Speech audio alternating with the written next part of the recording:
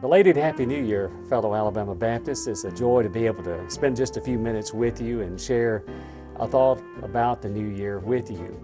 I was reflecting on 1 Corinthians 16 recently. That's really the closing chapter of the first letter that Paul wrote to the Corinthians, obviously, and it sounded like he was kind of doing a personal blog. He was telling about little incidental details that he needed to do, kind of like an itinerary, really. And in verses 8 and 9, he talked about he wanted to stay in Ephesus until Pentecost. And then in verse 9, he says, well, there's a wide door of opportunity for me, but I have many adversaries, many opponents. And I think that pretty well summarizes the challenges we face in the new year. We have, on one hand, opportunities, and on the other hand, we always have obstacles. And we don't have to be rocket scientists to know that we have many opportunities, but we also have equal number, if not sometimes seemingly greater number of obstacles. If we focus just on the opportunities, we are incurable optimists. If we focus only on the obstacles, we become incorrigible pessimists. So we have to balance the two in order to become biblical realists. And I think that's where the Apostle Paul comes. So let's just be honest about this new year. A lot of it's going to be the same as the last year. There'll be new challenges, new opportunities, and I think we need to embrace them. We need to realize also that our Lord, our Master, the one Master we have, He's never changed. He's the same yesterday, today, and forever.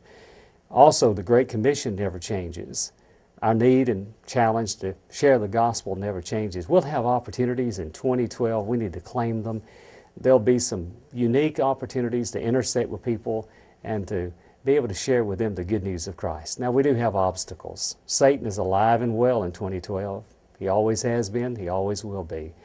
He may not have created the great recession that we're experiencing, but he certainly enjoys the fact that we sometimes as Christians become discouraged. So remember this, when we're discouraged, he's encouraged. Satan really has a way of rejoicing when we don't rejoice. We need to keep that in mind. And then the second obstacle sometimes is probably the primary one, and that is the obstacle of self, our own discipline, being able to manage ourselves. Joseph Stowell said it best many years ago when he was asked, what is your greatest challenge? And he said, that's easy, me. I'm my greatest challenge, being able to manage myself. No person can ever lead others or manage others who has not been able to manage himself. And then the third, situations of life. Satan, self, situations of life. Those are obstacles always present. We cannot predict what's going to happen in 2012. We don't know what's going to be there, but we know situations oftentimes will be so challenging that we will see them as huge obstacles and let that eclipse the opportunities. Paul is always reminding us there's a wide door of effective ministry opportunities out there for us. It kind of comes to a close in that chapter with some little terse reminders. In verses 13 and 14, he says, be alert, be on guard. In other words, the outlook ought to be one of being on guard, being alert, standing firm in the faith. Don't let your faith fade away no matter what happens around you. Be brave and strong. Be brave-hearted. And then whatever you do, whatever action, do it with love. There are a lot of things in this world the world can do better than we. Sing better, teach better sometimes, speak better at least, build better buildings, but the world can never, ever outlove us. We have the agape love of Jesus Christ, and that trumps everything.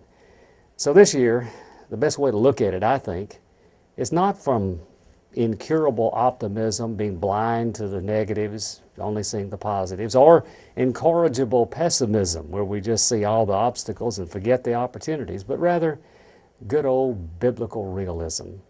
We see the opportunities and obstacles, and we have the right outlook in that we're alert, standing firm, standing strong and brave, doing everything with love.